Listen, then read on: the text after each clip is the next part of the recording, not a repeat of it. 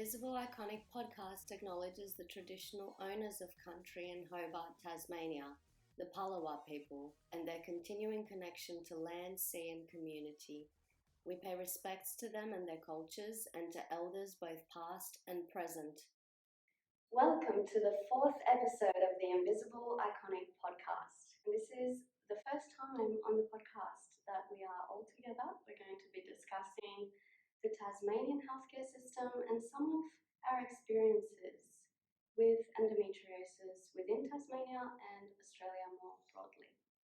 Hi, so my name's Sam, I'm 24 years old and I grew up in Hobart and I currently work as a pharmacist and I was diagnosed with endometriosis in 2018. My name's Aimee. I grew up in Hobart as well. I'm a phlebotomist and I was diagnosed in February 2020. I'm Juliette, I'm 29.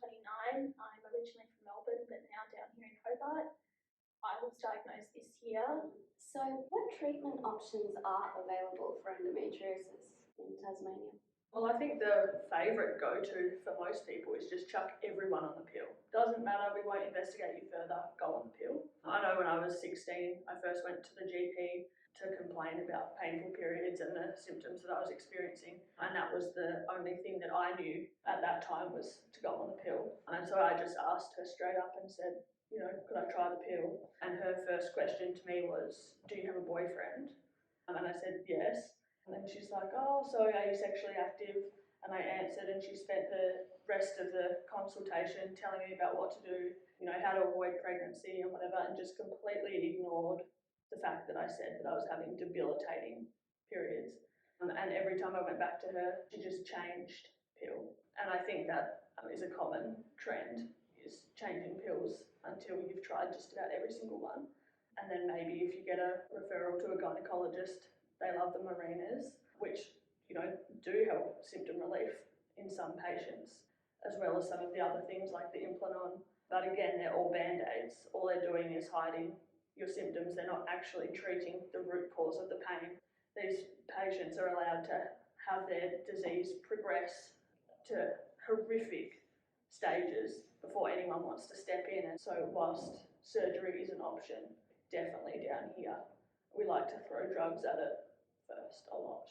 And we know that in terms of the endometriosis guidelines, not only in Australia but around the world, the first line, the first tier treatments are often contraceptive pills and hormonal and medical management of the disease. But as you rightly pointed out, even if your symptoms are suppressed, the disease grows in the background. As a kid, I was in hospital for long periods of time and I was just had this unexplained abdominal pain. And then at the age of about 13 is when I got my period. I had migraines, very heavy bleeding, extreme pain, and I went to the doctor and they said, oh, we'll just put you on the pill. It's just a bad period. So many people suffer from a bad period. It's just something you learn to live with. I got off the pill at about 20 years old. I did at one stage have the Implanon. You know, I wasn't even having a day of no bleeding. It was every single day for 3 months. I was like that for a year on the Implanon. Yeah. And for the Depo-Provera shot, 3 months straight. Yeah. Mm-hmm. Yeah.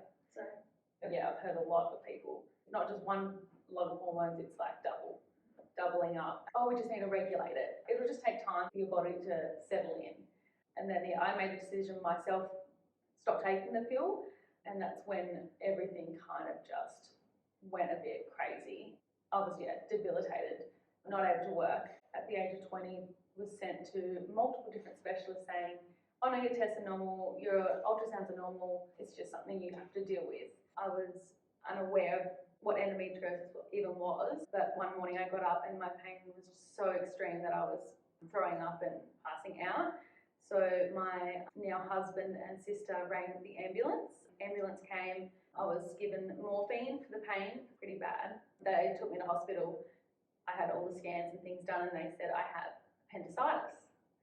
I was rushed in for emergency surgery, which they then found it was actually endometriosis. And they did remove my appendix because there was quite a large lesion on my appendix.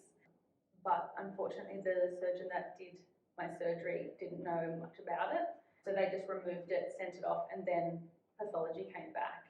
And I was diagnosed with endometriosis, but was told that it wasn't bad. I suffered for a long time, especially more so after that surgery, in a lot of pain constantly, not able to work, bedridden, like pretty severe. I went on the public waiting list for surgery. I was told was going to be a minimum of 12 months. I couldn't wait that long. I was, to the point where I was mentally not okay anymore, and so my family decided that they would give me some money towards doing a private surgery.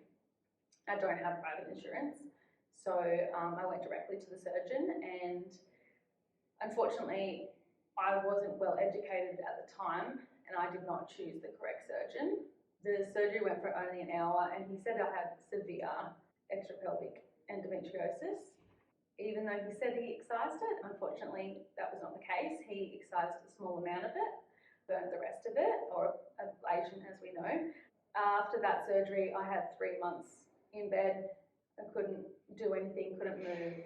At the time I was previously a dental assistant and I gave up my job to basically stay at home and try and recover. Over a year later my name came up on the list. And a public surgeon, but that also does private. I got in for surgery a couple of months later after meeting this surgeon, and my surgery went for 5-6 hours. I did have ultrasound previously to that surgery, and they said, oh no, it doesn't look too bad, like we can't see anything on there. Surgery will go for about an hour. It was severe. She said, I'm the worst patient she's ever seen. She did call in a surgeon to help her with my bowel. Recovery was pretty rough, and I am currently still experiencing quite a lot of pain, especially due to my bowels. And this surgeon has said that I have deep infiltrating endometriosis on my bowel. Unfortunately, there's no surgeon down here that's really specialised for this, and possibly having another surgery soon with this new doctor. Unfortunately, it's probably not going to be expert excision. Went through the public system and I saw someone that was, well, I was told to be a pain management specialist, and they threw Endep at me, which I am on that still, and Zoladex. I refused. I've said I don't even want it discussed. Again, I find myself very lucky. At the time, I just started my Tas Endo account, so I just put a post up saying, hey, what is everyone's experiences with these two drugs? And I had so many messages saying, please, please, please, begging me, do not take the Zoladex. And so from that point onwards, with everyone's stories, I did get one person say, oh, it worked for me. And I know there's people there that have taken it and it's worked for them. I am not going to take that chance. Before offering me any type of surgery, that was what they wanted me to do. And they said, this is the step you have to take if you want to be on this list for surgery. And I refused. I have reached out to multiple people. I've had so many messages saying don't do it because of the severe side effects, for one, and the fact that it doesn't actually treat endometriosis. A lot of specialists down here will tell you endometriosis is retrograde menstruation. I still get that from the current specialist I am seeing, but I do believe that she is actually researching a bit more because she is helping me a lot more and offering me a lot more, especially saying, let's do another surgery, let's go back in, let's see what's going on, because obviously I'm still in a lot of pain. There's something not right. It's not been all removed. Quite a few health professionals that have said, oh, it doesn't matter if it's not all removed.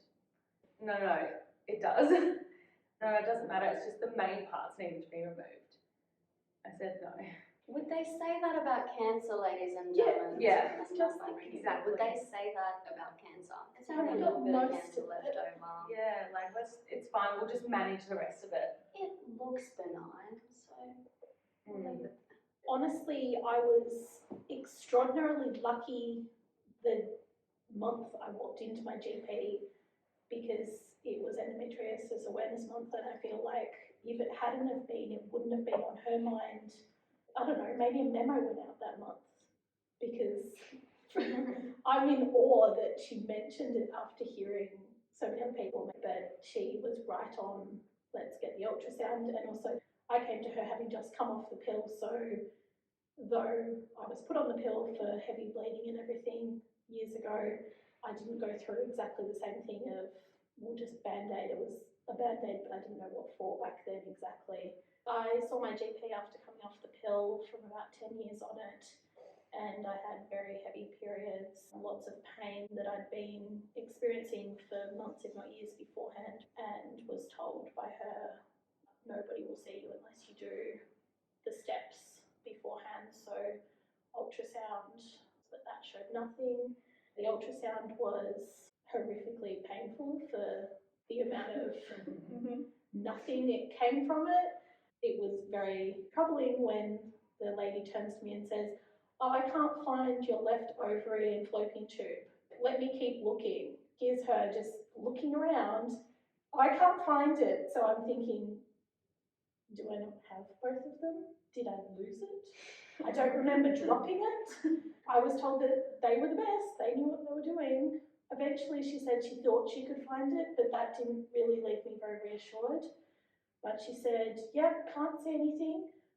It was nice that she also followed that up with, "But that doesn't mean you don't have endometriosis, dear."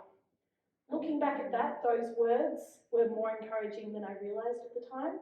Yeah, sent for an MRI by the specialist a couple of months later, and yeah, apparently my left fallopian tube and ovary is glued, I can't remember the term, to my bowel. I'm learning from other people's stories that that's actually a pretty normal description, even if it does sound a little bit scary.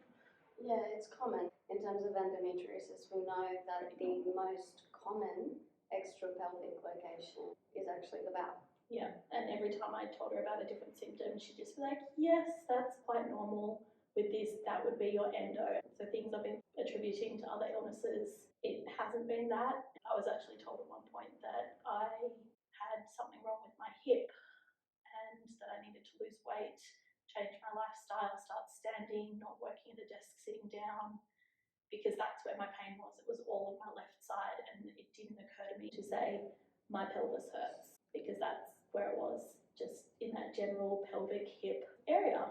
Yeah, was in the hospital in agonising pain, similar story, not knowing what came over me. And then I got some nice doctors at the hospital telling me, "Lose weight, stand up more." That was pretty shocking, then getting a turnaround diagnosis of, "We think this is what's wrong with you, and it has nothing to do with your weight." I was actually listening to a podcast the other day, and it's quite common for medical professionals to ask you about both like your period and your weight, even if you're not seeing them for anything related. You know, I think it gets really difficult within this space because I think a lot of these doctors are just blatantly being fat phobic, or the ones that do have medical reasons for it are not good at explaining. They're not tactical at all. There's no tact behind it. And for you to walk away essentially feeling persecuted because of something that's got nothing to do with what you're going there for, it breaks my heart, because the amount of times I've heard this story alone, just from endometriosis patients in Australia alone. What are some of the challenges for you as endo sufferers, specifically here in Tasmania? I think the first one is just lack of accessibility due to limited numbers of doctors, limited numbers of practices. There's one place that I know of that they send every single person to down here to get ultrasounds. If you have a bad experience with a doctor down here, chances are they're friends with all the other doctors, and you can quite easily then be passed around doctors who all know that you're a quote difficult patient. If perhaps you've tried to stick up for yourself or advocate for better treatment, it's easy then to be labelled as aggressive if you're going to be questioning a doctor's advice. Lack of options really is the overarching issue, I think, down here as far as treatment goes. Yeah, definitely have to agree with that. Not having options, and almost all the doctors that we do have down here, they're not doing their own research. They're not even using the correct definition. And that's something I've noticed a lot. I get the retrograde menstruation one the most. And I just feel like sometimes to be a good doctor, you've got to do your own research. You don't just follow guidelines, especially when it's clear that what they've been doing isn't helping. It's not working. If I had an expert excision surgery, then I should be a lot better than I am. But I don't have sick leave. I don't have annual leave because of how aggressive this disease is. And, along with that being in workplaces. A lot of workplaces don't understand the severity. I had one job that I worked in that I was told I was faking it.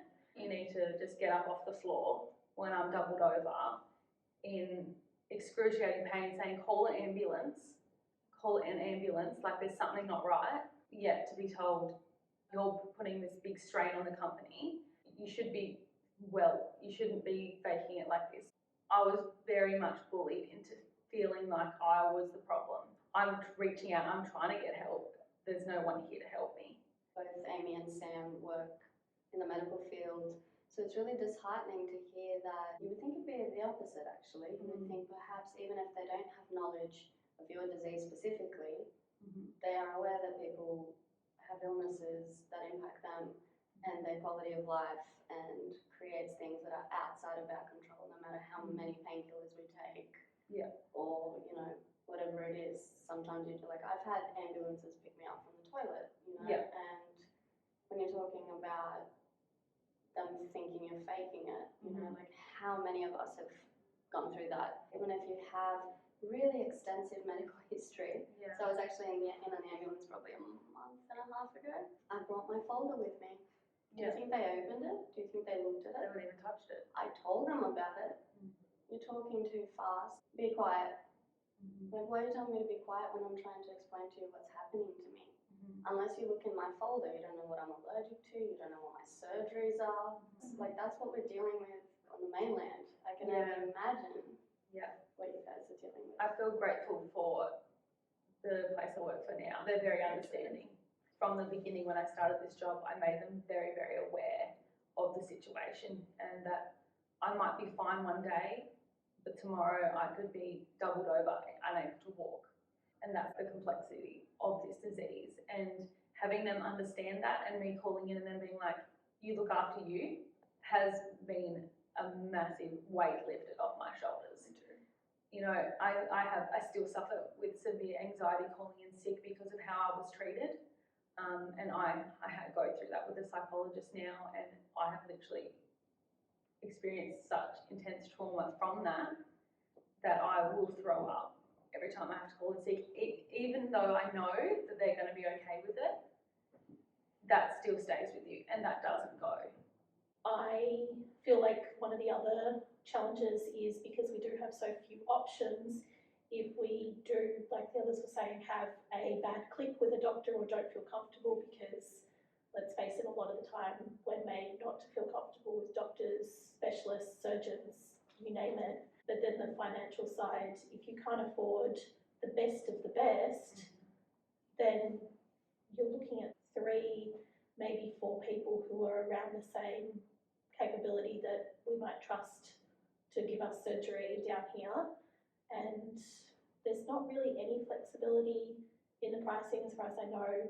And then again, the wait list, I kind of had to go to the person I'm going to, but it wasn't a choice. The other people's wait lists were booked out for over a year. So they had their patients, they were sorted. I wouldn't have even stepped into an office until mid next year, if not for the person having a cancellation that I'm now seeing. That pool is very small, and you just hope that one of them can help you, because there's not really anyone else to go to down here. What has been most helpful for you in terms of information about your disease?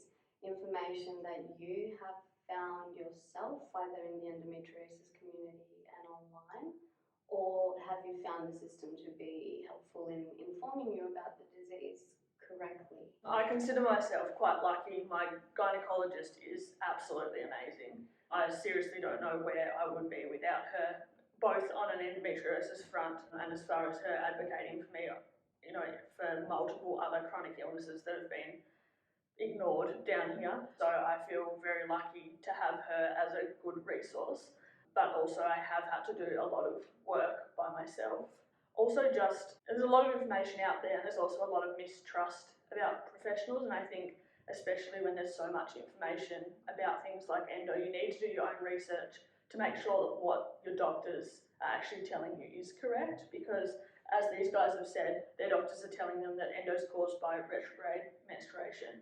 And if you believed every single thing that your doctor said, well, you might think that that's fantastic information, but it's actually not. So I think having a good doctor is very helpful, but you really do need to do your own research as well. And also hearing other people's experiences. Like Aimee said about Zoladex, could have been falsely influenced one way or the other if she hadn't have had experience shared by other people. And I think sometimes doctors are quite quick to shut that down. They don't want you talking to other patients or don't want you on social media sharing your story or hearing other people's story because it can question their opinions. But it actually is really helpful because, you know, yes, they are doctors, yes, they have degrees, but most of them haven't lived the experience like we have. So I think it's helpful to get information from all sorts of aspects, and of course you have to judge it and, you know, critically analyse it because you're not going to get the right information from everyone. All sources have their pros and cons. I think it's particularly controversial in the last few years within the context of the pandemic as well, when you hear words like do your own research and things like that. And I really want our listeners and our viewers to understand that when it comes to endometriosis, like I wouldn't be telling anybody else to go and question their cancer specialist or any other disease. I'm not going to go in there with your own research that you pulled up on Google and fight about it with somebody that's done years and years of study and has seen multiple patients. I really want to push that point. When we're talking about doctors not being empathetic to us, it's not that we need every single doctor to hold our hand, and it'd be lovely if they could because that's what we're paying them money for. It's the least that they could really do, at least pretend that you care for that 5, 10, 15, 20, 1 hour that I'm there with you. That'd be really nice. You can at least pretend. And we come with so much trauma from each of these experiences that there is no way, ladies and gentlemen and non-binary folk, that we can present these stories to you without coming across as angry, hurt, sad, or like we have a chip on our shoulder. Because we do. Because it's not a chip on our shoulder. It's scars in our bodies. It's missing organs. It's years taken from us. It's our fertility. So that's what it's about, and that's why we have these conversations, because as Sam is saying, nobody's walking around thinking every single doctor doesn't know what they're talking about. And every time I see a new doctor, I go in there thinking this person, it has to be the one. Yeah. Whether Sure. they're a gastroenterologist or this, I'm like, they're going to finally have the answers. And up until this point, it's not like we haven't had answers. That's why we are stuck within this system, because we've been given many answers, some of them conflicting, some of them, and nobody's telling us, go home, there's absolutely nothing wrong with you. You're fine, clean bill of health, go home. If that was the case, well, you know, maybe I would just be doing yoga and, you know, having celery juice and that would be okay. I would rather somebody think I'm crazy and have them prove it than go through what I've gone through in the past 5 years and what you have. And having to constantly advocate for yourself.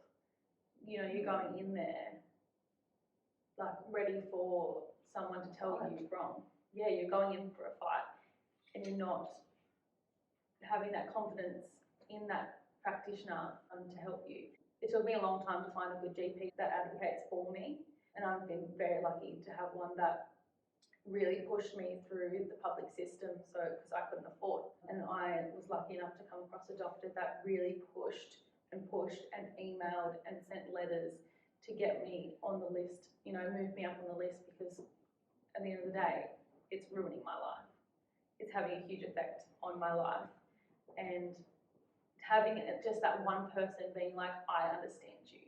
I understand that you're in pain. I think it's definitely challenging if you have financial difficulties. Your options are either the public system, which can take anywhere from 12 months to a couple of years. I've heard some people waited 3+ years before they got seen. So if you can't afford to see one of the few people that you'll potentially trust to do you justice, then yeah, in for a long wait. And depending on how bad your symptoms get, you might, like me, I decided to get private health. I can't use my private health for 12 months. So just kind of sitting, waiting until I can go back to my surgeon and actually use that. But meanwhile, that's an expense that I can't in the slightest afford. But it was that or potentially waiting the 3 years because as far as they were concerned, I was not immediate, no matter what my GP said. So I'm going private now and it's killing the bank account and the credit cards, but it's, at the end of the day, it's your health. So as a final question, ladies, what would you change about the state of endometriosis healthcare in Tasmania if you could? I think the public healthcare system in regards to endometriosis treatment needs just to be completely changed. I'm fortunate enough to have been through the private system, but seeing friends and working in the public system, first of all, the wait times are astronomical, and by the time some of these people are being seen, they're already at the point where they can't work, they can't function, they can't live normal lives, just being given the pill or the Mirena or all the other different band-aid options for years and years and years and not being treated or referred on, which may help with symptoms, which is good in one aspect, but it's also bad in another because it's delaying people getting treatment if it does help. In the small chance that they are taken to surgery, more often than not they're receiving ablation, not excision, which we know has got a way higher risk of recurrence. And then I think just training of even our top level excision specialists. We know that whilst they're potentially some of the best in the country, they're certainly not some of the best in the world, and it's nothing against them because they've done the training that was available to them. Instead of the government putting all this money into guidelines that aren't actually evidence-based, why aren't we putting money into proper training of these surgeons? Something I would like to add on to that as well is endometriosis isn't seen as a disability. So not being able to work and being physically debilitated, especially being through it myself and not being able to afford to live, having to rely on friends and family for those things, having that bit of help through, because it's not our fault that we can't work. We're on the system, we're waiting for our treatment. And while we're waiting, we're not able to work because we're being debilitated by this disease, yet we don't receive any financial support in that way. Definitely the financial support side of things, but not only, I think they need to look at, because I myself am on disability, I haven't been able to work for years now because of other illnesses. Unless you're on it and you live on it, you don't actually maybe realise that the amount that is justified as, hey, you can't work, it pays your rent, your groceries, it doesn't even come close to paying for your GP appointment, let alone your specialists or your surgery or your medication. I feel like it goes beyond just a little bit of financial aid or something. It needs to be, like, the program needs to be overhauled or just majorly reassessed because... So what you're saying is even if endometriosis was added on to the disability, it wouldn't be enough because people who are already on a disability pension cannot make ends meet and can't get their treatments. I'm talking about, like, for me, fibromyalgia, CFS, mental illnesses, those are the kinds of things with some others that I've been dealing with for years now, and some of those might be recognised as disabilities or things that will get you onto the disability program, but it's not even helping pay for that. So endometriosis is something that requires surgery, and most of the time not just one, you're looking at several, if not the rest of your life you might be dealing with something like that, or at least expensive specialists. You're not going to be getting help out of that payment to pay for your specialists, to be honest. So something much grander needs to happen to really make a difference.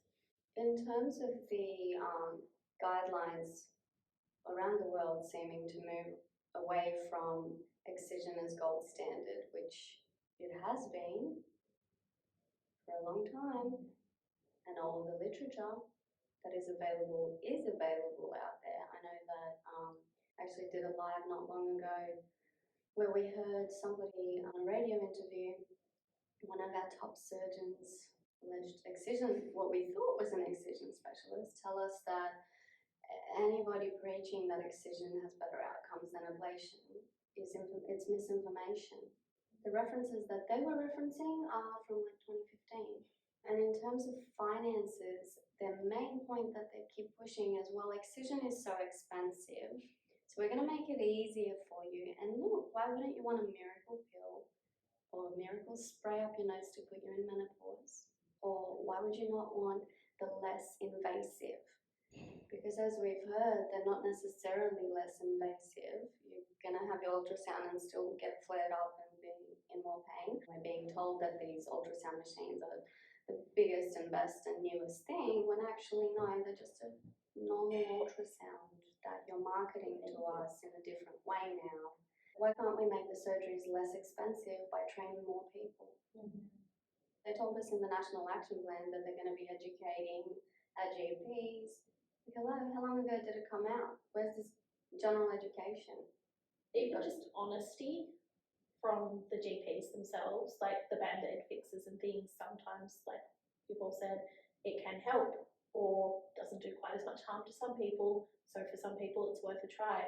But just being, I don't know, brutally honest that it is a band-aid fix and the pill won't actually cure you, or the Zoladex or all those other things, that these are actually the side effects. Just being honest with us would be nice from the first line of defence, a GP, the person that you go to first and pour your heart out to.